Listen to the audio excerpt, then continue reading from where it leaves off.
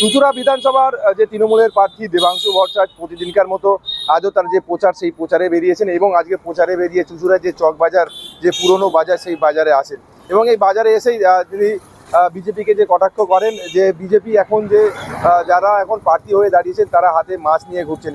কারণ এটাই যে মাছ নিয়ে এই জন্যই ঘুরছেন যে তৃণমূল যেটা বলছে যে বিজেপি সরকার যদি আসে সে জায়গায় বিজেপিরা কোনো মাছ মাংস খেতে দেবে না, তাই তারা নিজেদের প্রমাণ করার জন্য যে আমরা ক্ষমতায় আসলে মাছ মাংস আরও ভালো করে খাওয়া যাবে সেই জন্য ওরা নিজেদের প্রমোশন করছে মাছ নিয়ে। কেউ মাছ বাজারে কিনতে যাচ্ছেন, কেউ ইলিশ মাছ কিনছেন।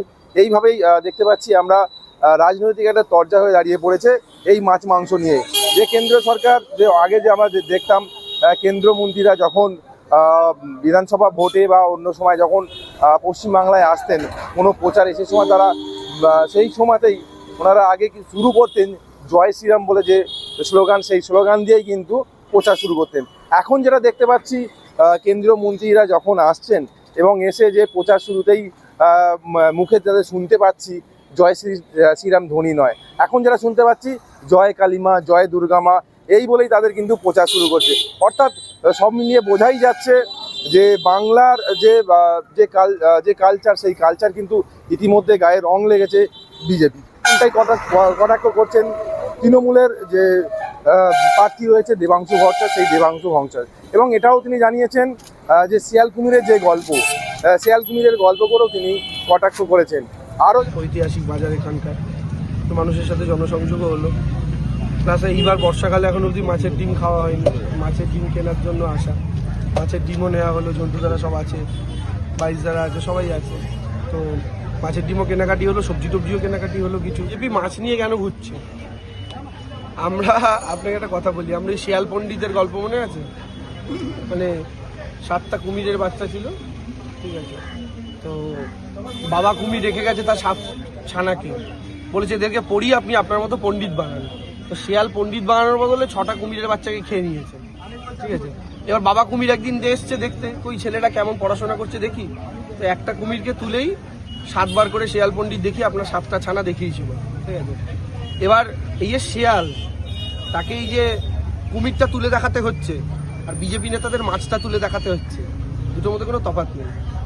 আসলে আপনি যে জিনিসটা সম্পর্কে অসৎ, আপনাকে সেটার প্রমোশন বেশি করতে হয়।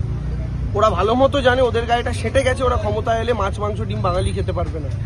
ওরা ভালো মতো জানে, ওরা জেনে গেছে যে ওরা যদি ক্ষমতায় আসে বাংলার সংস্কৃতি কালচার নষ্ট হবে, তাই ওগুলোকে বেশি প্রমোট করতে হচ্ছে। নরেন্দ্র মোদী এর আগে পশ্চিমবঙ্গে বহুবার প্রচারে এসেছেন, কোনোদিন দেখেছেন নরেন্দ্র মোদী প্রচার করছে পেছনে কালীঘাটের কালী মায়ের ছবি, পেছনে দক্ষিণেশ্বরের মন্দিরের ব্যানার? কোনোদিন দেখেন। এইবার রাখছে কেন? কারণ বাঙালির কালচারের সাথে, বাংলার কালচারের সাথে ওদের যে মিলে চলা, সেটা নিয়ে সবচেয়ে বেশি বিরোধিতা, এবং ওরা জানে ওটা বাংলার মানুষ রিলেট করতে পারে না, সেটা কারণ। তো এরপরে আপনি দেখুন না, আগে পশ্চিমবাংলায় বিজেপির কেন্দ্রীয় নেতারা আসা মানে জয় শ্রীরাম দিয়ে বক্তৃতা শুরু করতেন, এখন জয় মা কালী জয় মা দুর্গা বলছেন কেন? কারণ বুঝতে পারছে যে অকাল বোধনে রামচন্দ্র রাবণকে পরাজিত করার জন্য কার আরাধনা করেছিলেন? দেবী দুর্গার। সেটাই তো অকাল বোধন।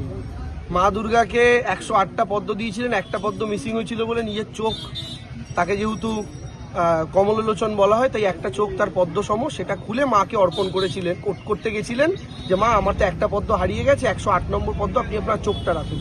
তখন মা জাগ্রত হয়েছিলেন, তাকে আশীর্বাদ করেছিলেন, রাবণ বধের জন্য বর প্রদান করেছিলেন। তো রামচন্দ্রেরও দেবী মা দুর্গা, আমরা বাংলায় সেই দুর্গার আরাধনা করি। সেইটা বুঝতে বুঝতে নরেন্দ্র মোদীর 10 বছর লেগে গেছে। তা আমি বলছি, যখন আপনি নতুন কিছু করছেন, গোয়াজিউ লাইক প্রতিযোগিতার মতো নতুন জিনিস সাজছেন, 21-এর ভোটের আগে রবীন্দ্রনাথ সেজে এলেন দাড়ি বাড়িয়ে, ভাবলেন বাংলায় দাড়ি বড় করে গেলে রবীন্দ্রনাথ ভেবে ভোট দেবে, তারপরে দেখলেন আশারাম বাবু ভেবে তাড়িয়ে দিয়েছে, ঠিক আছে। তো এই যে ডিফারেন্সগুলো না, এগুলো বাংলার মানুষ ধরতে পারছে, আর যত ধরতে পারছে তত তাদের আরো ভরং বলুন ঢং বলুন সবটাই বাড়ছে। হাতে মাছ নিয়ে ঘুরলেও